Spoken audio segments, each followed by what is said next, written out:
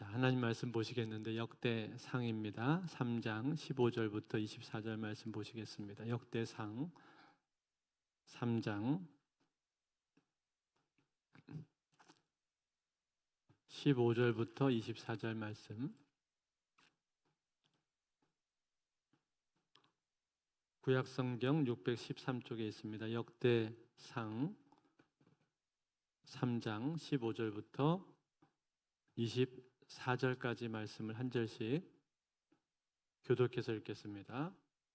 요시아의 아들들은 맏아들 요하난과 둘째 여호야김과 셋째 시드기야와 넷째 살룸이요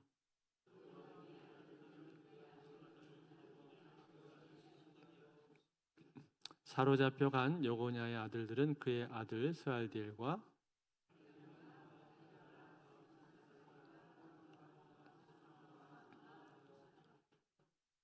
부다야의 아들들은 수르바벨과 시므이요 수르바벨의 아들은 무술람과 하나냐와 그의 매제 슬로밋과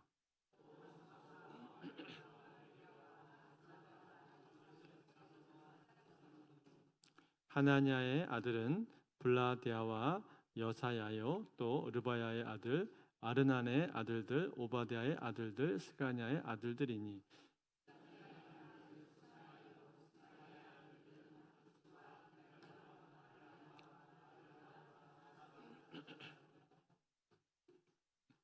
느아랴의 아들은 에로예네와 히스기야와 아스리감 세 사람이요 에로예네의 아들들은 호다위에와 엘리아십과 블라야와 악굽과 요하난과 들라야와 아난이 일곱 사람이더라. 아멘.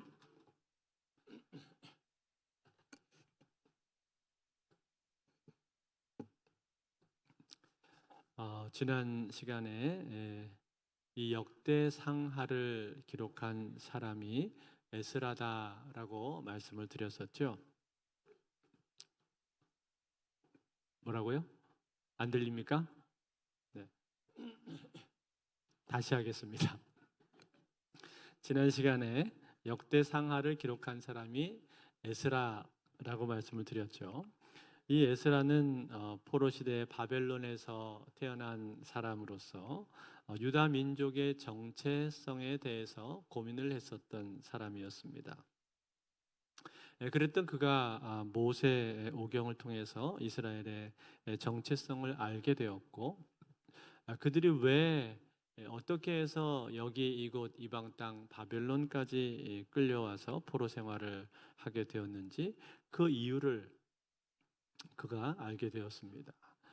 그것은 바로 그들이 하나님의 택하신 백성으로서 하나님을 잘 섬기고 하나님만을 사랑하고 순종을 했어야 했는데 또 주변에 복을 흘려보내는 복의 근원으로서의 삶을 그들이 살았어야 했는데 그렇게 하지를 못한 것이지요. 그렇게 하지 못했기 때문에 이렇게 끌려와서 포로 생활을 하고 있다. 이것을 그가 깨닫게 된 것입니다. 이것을 깨닫게 되자 그는 이 내용을 이스라엘 백성들에게 가르쳐야 하겠다, 가르쳐야 되겠다라고 결심을 하게 됩니다. 그래서 모세오경을 더 열심히 연구를 하게 되었고 포로 귀환한 이스라엘 백성들에게 이 역사의 내용을 가르치게 되었는데 그 가르친 내용을 정리한 책, 즉 이스라엘 백성들의 역사 교과서, 그 책이 뭐라고 말했습니까? 그 책이 바로 역대상하다, 그렇게 말씀을 드렸죠. 전혀 듣지 않으신 것처럼 그렇게 표정을 역대상하라고 말씀을 드렸습니다. 그래서 지난 시간에 우리가 아담으로부터 시작을 해서 아브라함까지 이어지는 족보를 우리가 함께 살펴봤는데 오늘은 그 뒤로 조금 건너뛰려고 합니다. 족보가 워낙에 길기도 하고 또 여기 있는 모든 내용들을 우리가 다 자세히 살펴봐야 하는 것은 아니기 때문에 오늘은 조금 건너뛰어서 3장으로 바로 왔습니다. 여러분, 우리가 오늘 이 3장에서 읽은 이 족보의 내용들은 포로 시대부터 시작을 해서 포로 귀환 시대 그리고 그 이후까지의 족보를 지금 여기에는 기록을 해주고 있습니다. 그런데 이 포로 시대와 관련해서 나오는 왕들의 이름이 있는데 이 왕들의 이름을 우리가 좀 알아둘 필요가 있습니다. 왜냐하면은 여기 나오는 이 왕들은 유다 말기의 역사 가운데서 대단히 자주 등장을 하는 사람들이기 때문에 이 사람들의 이름을 우리가 제대로 알지를 않으면은 계속해서 헷갈릴 수밖에 없습니다. 그래서 이 왕들을 우리가 좀 알 필요가 있는데 한번 따라해 볼까요? 요시야, 여호아하스, 여호야김, 여호야긴, 시드기야. 자, 이렇게 5명입니다. 이 5명인데 제가 왜 어떤 사람은 세게 발음을 하고 어떤 사람은 약하게 발음을 했느냐? 세게 발음한 사람은 길게 통치를 한 사람이고 약하게 발음한 사람은 3개월짜리 왕들입니다. 그래서 딱 2사람을 제가 약하게 발음을 했는데 누구를 약하게 발음을 했어요? 여호아하스하고 여호야긴, 이 2사람을 약하게 발음해서 한 번만 더 해볼까요? 요시야, 여호아하스, 여호야김, 여호야긴, 시드기야. 예, 잘하셨습니다. 이렇게 해서 이 2사람이 3개월짜리 왕인데 여호아하스하고 그 다음에 여호야긴, 이 2사람이 3개월 동안 통치를 했고 나머지 요시야하고 여호야김 그 다음에 시드기야는 그래도 꽤 오랜 기간 동안을 통치를 했던 사람입니다. 이 사람들 5명이 유다 말기의 왕들이란 말이에요. 자, 그렇다면 여러분 여기 나오는 이 5명의 왕들은 서로 어떠한 관계가 있는 것입니까? 오늘 15절이 그걸 잘 보여주고 있는데 15절 말씀을 우리 한번 같이 읽어볼까요? 같이 한번 읽겠습니다. 시작. 요시야의 아들들은 맏아들 요하난과 둘째 여호야김과 셋째 시드기야와 넷째 살룸이요. 자, 여기 보니까 이제 요시야의 아들들의 이름이 쭉 나오고 있죠. 그런데 제일 처음에 나오는 이 요하난이라는 이 아들은 사실은 역대기에만 기록이 되어 있고 다른 데 나오지 않습니다. 열왕기에도 이 사람의 이름은 나오지가 않았단 말이에요. 오직 여기 역대기에만 나오고 그것도 여기 족보에서 한번 나오고 그 후로는 전혀 이 사람의 이름은 나오지가 않습니다. 그래서 아마도 이 아들은 큰 아들이긴 한데 아마 단명을 했을 것이다. 너무 짧게 살아서 이렇게 여기에만 나오는 것이 아닐까라고 보통 추정을 합니다. 그 다음에 나오는 이 아들들은 여호야김, 시드기야, 살룸 이렇게 3명이 나왔는데 여기 이 살룸이라고 하는 이 사람은요, 이 사람의 다른 이름은 무엇이냐면 여호아하스입니다. 여호아하스. 여호아하스의 다른 이름이 살룸이었어요. 그러니까 여러분 어떻습니까? 이 사람도 역시 왕이 되었던 사람이죠. 아까 우리가 불렀던 이름 중에 나왔던 사람 아닙니까? 언제 이 여호아하스가 왕이 되었을까요? 요시야 왕 다음으로 왕이 된 사람이 바로 여호아하스였습니다. 여러분 요시야 왕이 무깃도에서 무깃도 전투에서 죽지 않습니까? 본래는 통치를 아주 잘 했었던 선한 왕이었었는데 이집트와 바벨론 사이에 그 갈그미스에서 처음으로 맞붙게 되었을 때 제1차 갈그미스 전투라고 말을 하죠. 그때 이 전쟁을 싸우기 위해서 애굽 왕 바론 느고가 애굽으로부터 저 위로 올라가려고 했었단 말이에요. 근데 그 길을 누가 막아섰는가 하니 이 요시야 왕이 딱 막아섰습니다. 못 가. 그러면서 막아서니까 이 바론 느고가 뭐라고 말해서 야, 너 비켜라. 나 너랑 싸우려고 그런 거 아니거든. 그러면서 존말할 때 비켜. 그랬는데 요시야가 끝까지 비키지 않고 버텼습니다. 그래서 어떻게 되죠? 그만 그 전쟁에서 전사를 하고 맙니다. 그랬을 때 이제 그 요시야 다음으로 유다 백성들이 세웠던 왕이 있었는데 그 사람이 누구였냐 하면 바로 여호아하스였단 말이에요. 살룸으로 나오는 이 사람이었단 말이에요. 그런데 궁금하죠. 아니 왜 그 앞으로 형들이 2명이나 있는데 이 막내인 여호아하스를 왕으로 세웠을까? 아마 그가 똑똑했던 것 같습니다. 그래서 유다 백성들이 볼 때 그 사람이 똑똑하니까 여호아하스를 왕으로 세워둔 것 같아요. 그런데 제1차 갈그미스 전투를 이제 이 2나라, 이 강대국이 애굽과 바벨론 2나라가 붙었는데 결과가 어떻게 되었죠? 비겼습니다. 1차에서 비겼어요. 그래서 이 바론 누고가 비기고 나서 다시 이제 쭉 내려와서 자기 나라 애굽으로 가려고 내려오는데, 내려오다 보니까 어때요? 어라, 내가 세워둔 적이 없는데 이 나라에 웬 왕이 세워져 있네. 야, 너 누가 왕으로 세웠어? 유다 백성들이 세웠습니다. 그래? 너 따라와. 그러면서 이 여호아하스를 그냥 잡아가 버렸단 말이에요. 포로로 끌고 가버렸단 말이에요. 그래서 이 여호아하스가 3개월밖에 통치를 못한 거예요. 유다 왕이 되긴 되었는데 3개월짜리 왕으로 끝나버렸습니다. 그리고는 여호아하스를 데려가면서 누구를 대신 세워 두었습니까?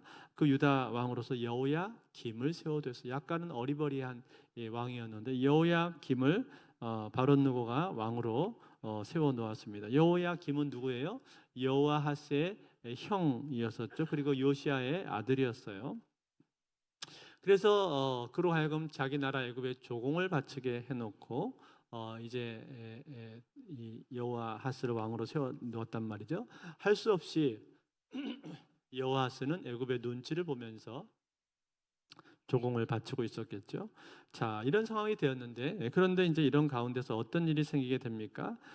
바벨론은 계속해서 힘을 키워가고 점차로 자기 나라를 넓혀가고 있었고, 애굽도 역시 강대국으로서 이걸 계속 바라보고만 있을 수는 없었습니다. 그래서 지난번에 싸웠던 갈그미스에서 다시 한번 이 두 강대국이 붙게 됩니다. 소위 제2차 갈그미스 전투입니다. 이게 BC 605년에 있었던 일인데, 이 두 번째 전투에서는 누가 이기게 됩니까?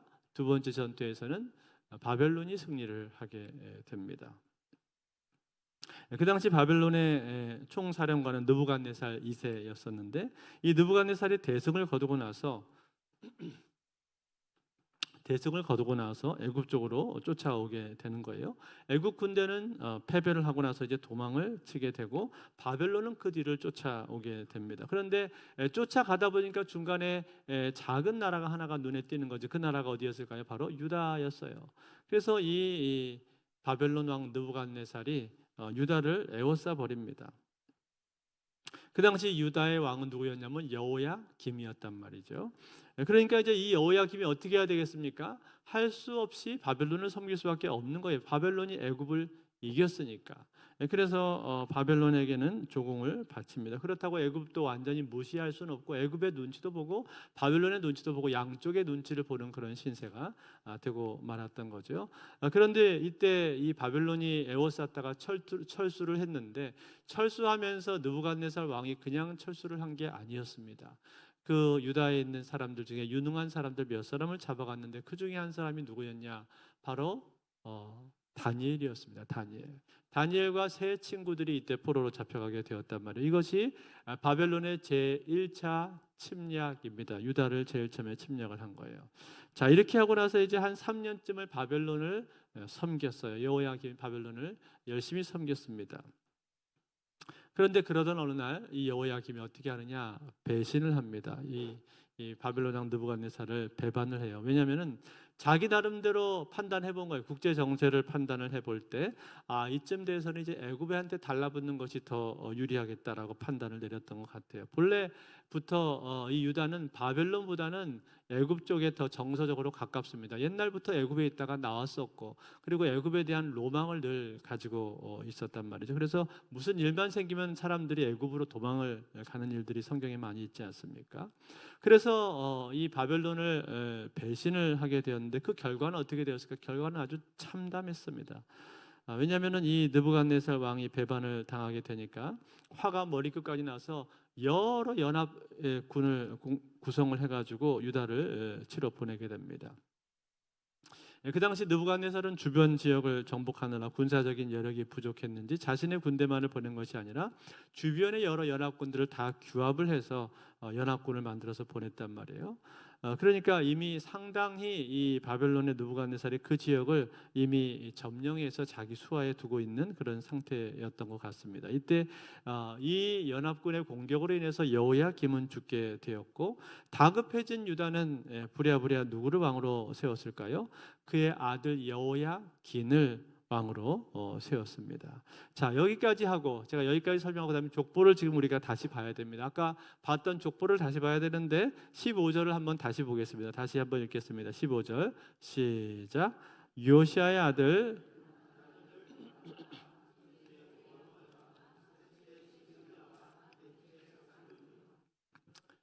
자, 그랬는데 이제 여기 요시아가 죽은 다음에 누가 왕이 되었다고요? 맨 마지막에 넷째 살룸 여호아스라고 그랬죠. 이 사람이 왕이 되었고 그 다음에 여호아스가 왕이 되었다가 3개월밖에 통치하지를 못하고 그 다음에 누가 왕이 되었다고요? 자기 형인 여호야김이 왕이 되었습니다. 그리고 그 여호야김도 지금 바벨론 왕에 의해서 죽게 되니까 이제 누가 왕이 되었다는 거예요? 시드기야가 왕이 되어야 되는데 시드기야는 왕이 되지가 않았고 그 뒤에 왕이 되고 여호야김의 아들이었던 여호야긴이 왕이 되었다라는 거예요. 여러분 여호야긴의 족보는 어디에 나올까요? 바로 그 다음 절에 나옵니다. 16절도 같이 읽어볼게요. 16절 시작. 여호야김의 아들들은 그의 아들 여고냐 그의 아들 시드기야요. 자, 여기 여고냐라고 되어 있죠. 여고냐가 누굴까요? 여고냐가 바로 여호야긴입니다. 여호야긴의 별칭이 여고냐란 말이에요. 그러니까 여호야김 헷갈리네. 여호야김 다음에 왕이 여호야긴이었다는 거예요. 아들이 왕이 되었다라는 거예요. 아버지가 죽고 아들이 왕이 되어서 여러분 이게 사실은요. 정상적인 방식입니다. 무슨 말이냐 하면 정상적인 방식은 아버지가 왕이 되었으면 그 다음에 아들이 왕이 되는 게 보통이에요. 그렇죠? 근데 지금 어떻게 되고 있어요? 아버지가 왕이 된 다음에 아들이 왕이 안 되고 동생이 왕이 되거나 형이 왕이 되거나 이런 식의 지금 패턴이 나타나고 있단 말이죠. 여러분 그건 뭘 의미할까요? 아버지가 왕이 된 다음에 동생이 왕이 된다는 얘기는 그 아들이 폐위당했든지 뭔가 숙청을 당했든지 그런 일이 생길 때 주로 그렇게 되는 거지. 보통 정상적인 왕조는 할아버지가 왕은 되고 그다음에 아들이 왕은 되고 이 아버지가 왕은 되고 아들이 왕은 되고 이렇게 돌아가야 된단 말이에요. 근데 지금 요시아의 가게, 요시아의 가정은 지금 어떻습니까? 형제들이 지금 돌아가면서 왕이 되는 모습이 희한하게도 나타나고 있다라는 거예요. 요시아의 아들이 4명이 나왔는데 그 중에 3명이 왕이 된단 말이죠. 자, 그 다음에 이제 이 유다의 역사가 어떻게 흘러가게 될까요? 이때까지도 바벨론 왕의 분이 다 풀리지가 않았습니다. 그래서 이 느부갓네살이 그 뒤로 다시 자기 군대를 이끌고 자기가 직접 쳐들어옵니다. 이게 지금 2차 바벨론 침공인데 이때 여호야긴 왕 아들이었던 여호야긴 왕과 그의 어머니 그리고 에스겔을 다 포로로 잡아가 버리죠. 그리고 또 많은 사람들을 포로로 잡아갔습니다. 그래서 이 여호야긴도 역시 딱 3개월밖에 통치를 못하는 거예요. 자, 그리고 나서 이제 바벨론의 느부갓네살 왕이 여호야긴을 포로로 잡아간 다음에 그 자리에 누구를 왕으로 세웠을까요? 여호야긴의 삼촌이었던 시드기야를 왕으로 세웠습니다. 시드기야가 누구예요? 아까 요시아의 셋째 아들이 시드기야였습니다. 그러니까 여러분 이렇게 해서 요시아의 아들 중 4명 중에 3명이나 왕이 되는 희한한 역사가 유다 말기에 지금 나타나게 되었다라는 거예요. 여기 16절에 시드기야가 마치 여고냐의 아들처럼 기록이 되어 있습니다만 이것은 사실 진짜 아들이 아니고 그 다음 순번의 왕으로 되었다라는 그런 뜻입니다. 자, 그리고는 이제 이 시드기야가 유다의 맨 마지막 왕이 된 것이죠. 그리고 시드기야가 죽게 되면서 유다도 멸망을 하게 되는 거예요. 사랑하는 성도 여러분, 제가 지금 말씀드린 이 내용, 이것이 지금 유다 말기의 역사입니다. 유다가 멸망하게 되는 그 역사를 왕들 중심으로 해서 왕들이 어떻게 바뀌고 그 가운데 유다가 어떻게 망하게 되었는가를 제가 간략하게 여러분들에게 지금 설명을 해드린 거예요. 그런데 여러분, 이 유다의 이 왕들, 마지막 나오는 이 왕들을 잘 보십시오. 이 왕들이 사실상은 누구의 후손입니까? 누구의 후손이에요? 다윗의 후손입니다. 다윗의 후손. 즉 유다 왕조는 다윗의 왕조이고 그리고 유다 왕들은 다윗의 후손들이다 그런 말이에요. 그런데 여러분 이 다윗 왕조에 대해서 다윗 왕조를 하나님께서는 뭐라고 말씀하셨습니까? 뭐라고 약속을 하셨죠? 전에 하나님께서 다윗에게 약속을 주신 적이 있어요. 왕조에 대해서 사무엘하 7장 16절에 보시면은 이런 약속을 해주셨습니다. 같이 읽어볼까요? 같이 읽습니다. 시작. 내 집과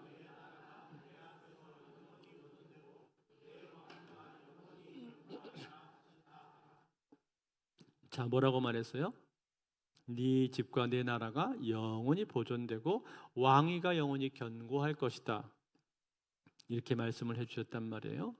약속을 주신 거예요. 왕조에 대한 약속을 주신 거예요. 실제로 이 다윗 왕조가 존속된 기간은 어느 정도가 되느냐 하니 BC 1010년부터 BC 586년도까지 약 400년 동안 다윗 왕조가 계속 존속이 되었습니다. 여러분, 이 기간은요, 고대 근동 지방에서 유래를 찾아볼 수 없을 정도로 아주 긴 시간이에요. 장구한 시간입니다. 보통 한 왕조가 고대 근동 지방에 100년을 넘기기가 쉽지가 않았었어요. 근데 다윗 왕조는 몇 년 동안 유지가 되었는가 하니 400년이 넘도록 그렇게 다윗 왕조가 유지가 되었다라는 거예요. 그러니까 하나님께서 지금 당신의 약속을 실행하고 계신 것이죠. 그렇지만 결국은 어떻게 했어요? 결국은 유다가 멸망하지 않았습니까? 그렇다면 유다가 멸망을 했으니까 그러면 하나님께서 말씀하신 이 약속은 지켜지지가 않은 것입니까? 아니요, 그렇지가 않습니다. 왜냐하면 먼 훗날 예수 그리스도께서 오시잖아요. 예수 그리스도를 통해서 이 다윗의 왕권이 계속 이어지게 되는 것 아닙니까? 다윗의 후손이자 진정한 왕 중의 왕 되신 예수 그리스도께서 오심으로 말미암아 그 나라를 이어가시기 때문에 그 다윗 왕조를 이어가시고, 그리고 다윗 왕조 그 정도의 수준이 아니라 하나님 나라의 왕조로서 견고한 그 다윗의 후손으로 오시는 예수 그리스도로 말미암아서 그 약속이 이루어지게 된다라는 거예요. 사랑하는 성도 여러분, 그런 거로 오늘 우리가 하나님 앞에 나와서 예배를 드리는데 우리가 바라보는 하나님이 어떤 분이시냐라는 거예요. 우리가 바라보는 하나님은 어떤 분이십니까? 하나님께서는 약속에 신실하신 하나님이신 줄로 믿습니다. 약속하신 그 내용에 대해서 반드시 지키시고 그것이 조금도 흐트러짐이 없이 마지막까지 그 모든 말씀을 끝까지 이루시는 분이 바로 우리가 믿는 하나님이시다라는 거예요. 그 하나님 앞에 우리가 예배하고 있는 겁니다. 그런데 여러분, 오늘 이 족보 가운데 하나님께서 이 언약을 실행을 하시는데, 언약을 실행하기 위해서 중요한 한 인물을 포석으로 깔아놓는 것을 우리가 볼 수가 있습니다. 그 사람이 누굴까요? 바로 스룹바벨이에요. 스룹바벨. 오늘 19절을 보시면 스룹바벨이 나오죠. 스룹바벨을 한번 볼까요? 읽겠습니다. 19절 시작. 부다야의 아들들은 스룹바벨과 시므이요. 스룹바벨의 아들은 무슬람과 하나냐와 그의 매제 슬로밋과. 자, 여기 부다야가 나오는데 부다야는 누구의 아들일까요? 바로 앞절에 보면 여호야긴의 아들이라고 되어 있습니다. 그러니까 여러분, 여호야긴 왕의 후손들 중에서 지금 누가 있다는 거예요? 스룹바벨이라는 한 사람이 있다는 거예요. 이 사람을 지금 하나님께서 포로로 보내고 있는 거예요. 그런데 이 스룹바벨이 나중에 누가 됩니까? 어떤 사람이 됩니까? 스룹바벨이 제1차 포로 귀환의 주역이 되는 겁니다. 즉 이스라엘 백성들이 포로 생활을 마치고 돌아올 때 그 이스라엘 백성들을 처음으로 이끌고 나오는 지도자가 누구냐? 스룹바벨이란 말이에요. 그래서 스룹바벨의 지도하에 이스라엘 백성들은 돌아오게 되는 것이고, 그 스룹바벨의 지도하에 이스라엘 백성들은 성전도 짓게 되었다라는 거예요. 그리고 중간기를 거치고 나서 누가 오시는 거예요? 예수 그리스도께서 오시게 되는 겁니다. 다윗의 후손인 예수 그리스도께서 오심으로 말미암아서 다윗 왕조를 영원히 이어지게 하겠다라고 말씀하신 그 약속을 예수 그리스도를 통해서 이루어 가신다는 거예요. 그 과정 가운데 스룹바벨이라는 한 사람도 사용을 하고 계신 거예요. 사랑하는 성도 여러분, 그러므로 오늘 우리가 이 족보를 바라보면서 이 족보에 나타난 스룹바벨의 역할이 무엇입니까? 하나님께서 당신의 언약을 이루기 위해서 한 사람을 포로로 삼고 있다라는 거예요. 즉 포석으로 하나님께서 깔아놓고 있는 거예요. 그를 통해서 장차 행하실 큰 일을 이루기 위해서 하나님께서 지금 이러한 일들을 이루고 계시다는 거예요. 사랑하는 성도들은 그렇습니다. 이처럼 우리 하나님은 언약에 신실하신 하나님이시다라는 거예요. 한 번 말씀하신 것을 실행하지 않으시는 일이 없고, 한 번 약속하신 것을 지키지 않은 일이 없으십니다. 반드시 하나님께서 그 약속을 우리에게 지켜 가신다는 거예요. 그러므로 사랑하는 성도, 오늘 우리는 하나님 앞에 예배하고 기도하면서 그 언약에 신실하신 우리 하나님을 바라보실 수 있기를 바랍니다. 그 언약에 신실하신 하나님은 오늘 나의 삶 가운데 함께 하시고 나에게 역시 신실하게 일하실 거예요. 우리 교회도 마찬가지입니다. 우리 교회에 하나님께서 주신 그 언약을 하나님께서 이루어 가실 것이고, 아니 우리 나라와 민족에 대해서도 마찬가지라고 믿습니다. 이 나라와 민족을 향하신 하나님의 계획과 뜻, 그리고 하나님의 신실하신 약속을 반드시 하나님은 이루어 가실 것입니다. 그러므로 오늘 이 밤에 하나님 앞에 기도하면서 우리가 믿는 하나님, 우리가 섬기는 하나님, 우리가 기도하는 대상은 언약의 신실하신 하나님이시다라는 이 약속을 붙들고 하나님 앞에 기도하시는 저와 여러분들 다 되실 수 있기를 주의 이름으로 축원드립니다.